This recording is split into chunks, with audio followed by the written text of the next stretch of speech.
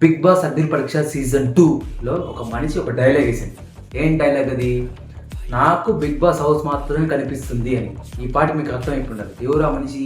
శాలిని గారు.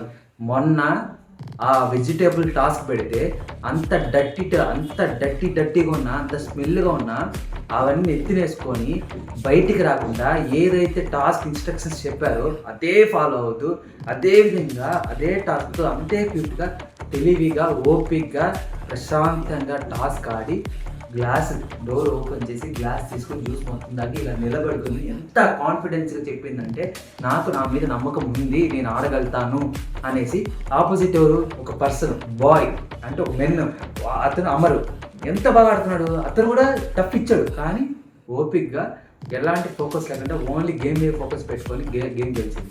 ఆమె ఆడిన తీరు, ఆమె ఆడిన ఆట, అతని పేషెన్సీ, ఆమెకున్న అంత టాలెంట్, ఆమెకున్న టార్గెట్, తనకి చాలా క్లారిటీ ఉందని మీకు ఎప్పుడో చెప్పాను. నిజంగా అంటే చాలా క్లారిటీ ఉంది.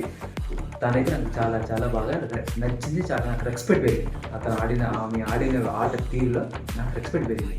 మీకేమనిపించింది అయితే కమెంట్ సెక్షన్లో మెన్షన్ చేయండి. మరిన్ని బిగ్ బాస్ అప్డేట్ కోసం మన పేజ్ ఫాలో చేసి పెట్టుకొని నెక్స్ట్ వీడియో కలుద్దాం. అంతవరకు థ్యాంక్ యూ.